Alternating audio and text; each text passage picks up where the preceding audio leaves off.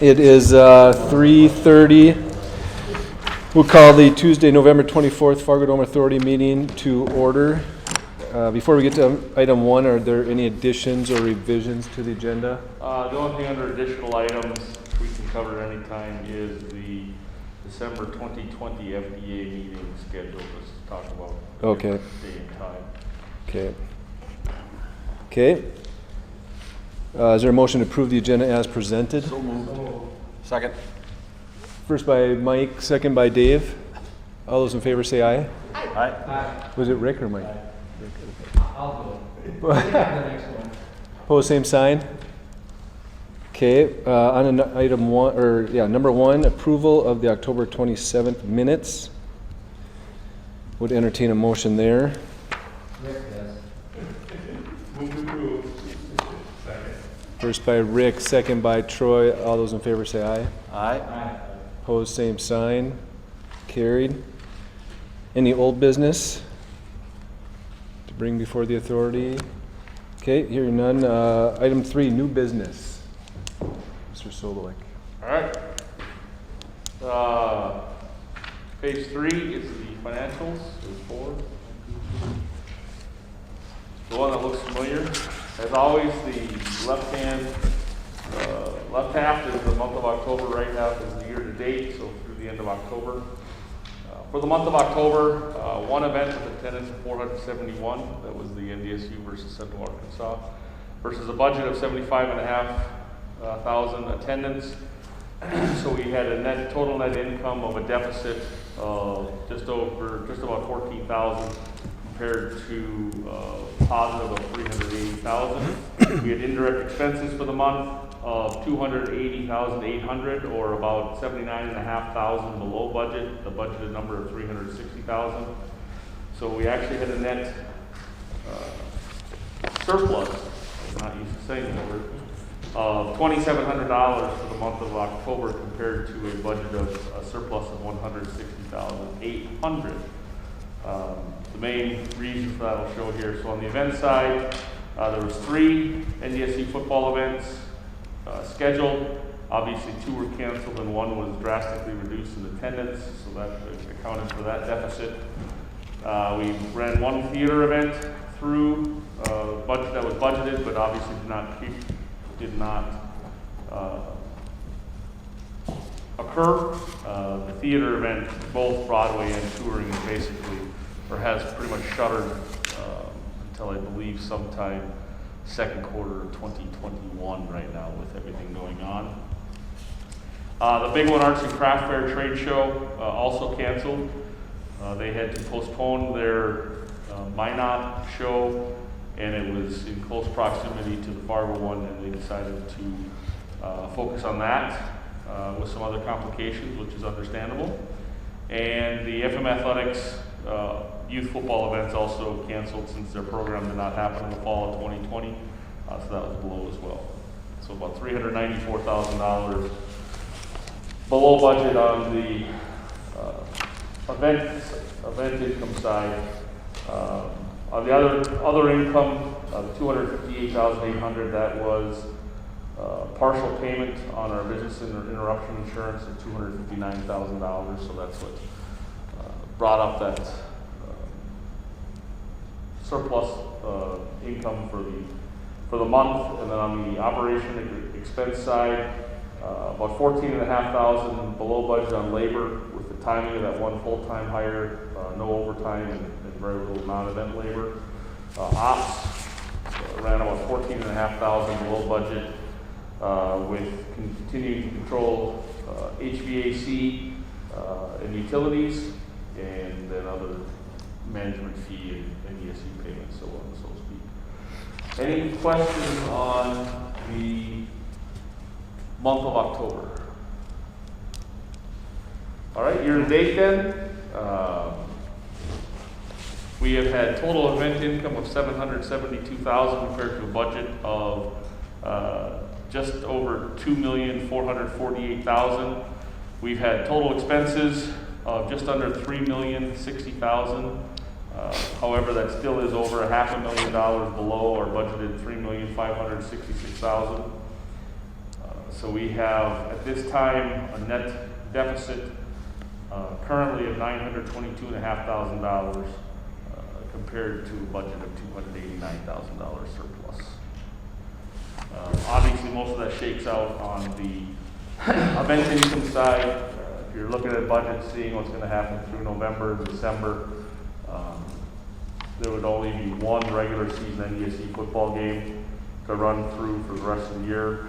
We never budget playoffs, so that won't be impacted on the budget side of things. And then with Dakota Bowl and volleyball, state volleyball happening in a lesser fashion, there'll be a little bit of income there, but obviously not what budget was. The other income side, the big number there of $376,000, that's a combination of the surge facility billing in April and May, the economic resiliency grant that we were awarded about $46,000 for, and then the business interruption payment. We have also, I believe Susan did submit on the new hospitality resiliency grant that the Department of Commerce has out. Don't know if we'll end up fitting in, but by the definition of it, we hold 17 restaurant licenses, so this is for the bar and restaurant industry, so I think we kind of fill in there when we do about 2.5 million in sales, so we'll see what happens with that. And then again, operations, about $267,000 below budget, and other expenses all combined for a little over almost $570,000 below budget. Any questions on the financials? You know, on the balance sheet, it's like the unearned revenue at this point, we'll hang on to that as it stands now. No. The sheriff was postponed or canceled today. The announcement was made. Oh, okay. So we actually later figured that amount was about $560,000 today to pay for all the funds. I see. Okay. So if they do get canceled, then yeah, okay. Any other financial comments? The motion by Rick. Are we going to return events first, or we can move into the committee reports, or do you know all the time? No, I think he was talking about the finance. Right, the committee reports do that, or will not? Typically, So so. financial down there. Right. That's fine. Yeah. No, that's okay. So current events, as I mentioned, we had the Dakota Bowl 2 weeks ago, and we finished the state volleyball tournament last Thursday, Friday, Saturday. As we kind of talked about, the tickets were all limited, 1,000 per game, up to 1,000 per game for football. Building was cleared in between every game, and volleyball. They had 2 matches going on at once, so $250 a team for a total of 1,000, up to 1,000 per match time. Building cleared between each time. Things went very well. Had some Fargo Cast public health representatives out here for each event, kind of looking at things. I think went as well as can be expected and better. Mask wearing was very, very good. Distancing was pretty good. People, for the most part, followed the directions. Clearing the building and bringing in new stuff between each match was great. Worked out well. But the attendance, I think, for the football games, the closest any of the games got to 1,000 was the last game, Century versus West Fargo Cheyenne, just a little over 800. And on the volleyball side, I think the closest match to combined match time to 1,000 was around 620. So there was less in each volleyball match. So overall went good. It was great to see the high school athletes, particularly the seniors, get to finish their senior year with their parents watching and other family members, and it was good to hear some screaming and youthful noise in the building and having some activity. So it was good to have that, and looking forward to when we can do that again here, hopefully in a short 16, 17 years or whatever it is. But overall, those went good. Looking forward, obviously now we did or I did move you may have seen the coverage yesterday, last night news, the Salvation Army did their their Thanksgiving food basket distribution event down at the Fargo Civic Center yesterday. For Thanksgiving, the Christmas one is scheduled for Monday, December 21st. They flipped to a drive-through event, so with the logistics of that and the downtown streets and the traffic, like talking with the Salvation Army and Fargo Police, we feel it's better just to move that up here to the FARGODOME for the Christmas food and gift basket distribution, so that'll actually happen outside one of the parking lots on Monday the 21st of December. Other than that, really won't have any public activities likely through the boat show. This Red River Valley Boat Show is still scheduled as of now to happen that last weekend in January. So we'll be working through that. You may have seen the news coverage announcement last night, the Red River Valley Home and Garden Show. Unfortunately, made a difficult decision to not have their 2021 show. I know Bryce and Allison and their team at the Home Builders Association struggled with that for a long time, but decided to go that direction, which we 100% support and understand. The FARGODOME's here to be with them in 2022 when that comes back. Still waiting to see what this pause with high school athletics North Dakota has to when they can start practicing again on November 30th. Competitions, I believe, the 14th of December. See what wrestling looks like in high school and how that happens. We're currently still scheduled for the North Dakota State High School Wrestling Tournament mid-February, and then obviously the kickoff to the Spring 21 football season on Sunday, February 21st with the Bison right now, and then the Sportsman Show that first week in March. So, a lot remains to be seen. I have a lot of calls with Barry Sinenko, which is both the boat show and the sports show. Hey, what do you think? What are you doing? And I said, basically, the only thing I can tell you is what we know today will be different tomorrow. So let's just wait until January rolls around and see where we're at with that. So in this meantime, we have our staff kind of switching back to a little bit of project mode, really pushing to try to get some work done, painting handrails, which normally that would be $40,000 to $60,000 in labor paid to an outside company. So while we're employed, we'll keep them employed and paying. So I think it's a good use there. Some vacations will get used that aren't tied up with that, so that we can also bring those balances down as well. Nice. Is the turf back out, or will that be a while? The turf is coming out tonight. AstroTurf was here yesterday, and worked on the rollers and did the repair on the rollers. Got done a day early, and they're scheduled to come out at 5:30, 6 o'clock tonight. Then the turf will stay out unless something else happens through at least mid-January. Okay. If nothing else, that would be my report. Thank you. Okay, Rick, committee reports? Committee reports, Finance Committee report.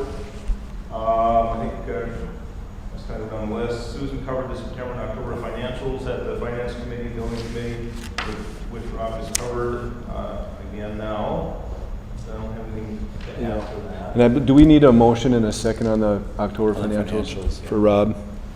So officially, you've kind of gone back and forth where you do the financials independently or as part of the committee. And I don't really officially. I don't know if it matters. I was just going to put a specific note that as part of the committee reporting. okay. Because if you report, once you approve the committee report, you approve the financials. Okay. Sounds good. Yep. Sorry. Keep trucking. As part of the coronavirus ongoing pandemic, I've also updated my rules of parliamentary procedure. Right. Flexible. Yeah. Okay. Sorry, Rick. All right. And in addition, there are other updates. We brought up speed on the sweetholder and advertiser refund, or requested to increase the refund to sweetholders and advertisers from 60% to 65% for the 2020 fees paid. That was approved, recommended for approval by the committee. Business interruption claim, we did receive a portion of the business interruption claim we expect to get for 2020 of $260,000. It was October, Susan, is that correct? Yeah. Received that. On pouring rights, Rob informed the committee that he was going to be signing the pouring rights contract with Pepsi for 2021, which resulted in a nice increase. Through some negotiations with another organization, we increased $75,000 to $100,000 for that. And we also approved bid awards for the food purveyor, candy purveyor, and janitorial supplies. The food was awarded to Cisco, the candy purveyor was awarded to Vistar, and the janitorial supplies contract was split between Whole Papers and Dakota Paper. And I believe that was all I had for the financial update. Oh, one last thing, we did review the escrow balance and performance reports. The FARGODOME permanent fund performance year-to-date through September 2020 is at 4.86%. So I have to finance it. Okay. Thanks, Rick. So we have a motion by Rick for the Finance and Ability Committee report. We don't need a second, so we'll go right into roll call. Right. Yes. Yes. Yes. Oh, sorry, David. Yes. Yes. Rick. Yes. Okay, thank you. For Rob, so meeting schedule? Just, December is obviously, typically that short month, nothing is typical this year, so currently, the December meeting is scheduled for 2 weeks from now, December 7th, Monday. And so since we are not having the holiday social due to everything going on, I know it gets late and close, so I was going to throw out Tuesday, December 22nd. If people are going to be around then to do it, that'll get us almost to the end of the year, and actually November financial would likely be done. But if members aren't going to be available, we can look at moving it earlier in the month, but then we won't have financials done. Thoughts? 22nd works for me. Yep, I like it. Obviously, year end won't be there, but November's done, so we kind of have a little bit better of idea, and we'll have a lot of feedback, I think, hopefully by then from some sweet holders and advertisers as Okay. those letters are starting to go out this week and next week, and have a better idea of what to expect. So is that all right, everybody, move to the 22nd of December? I'd have to Zoom or phone, but Sure. absolutely, the date's good. Okay. All right, I think I will plan then is just to move that to Tuesday, December 22nd, 3:30 p.m. So if you want to put that on your calendars. Did you say, do we have finance, did you say? We do not, No, and, just, and we FDA. probably, at this time, we're planning on not having it because Yeah. that would be the week prior and there's going to really be no updates Yeah, at okay. that time. So anything we need to do an update on, we can do through the authority meeting. Okay. It is 3:48. We're under 20 minutes. Oh. Anything else? We'll have a great Thanksgiving. Safe Thanksgiving. So thanks for coming. We're adjourned.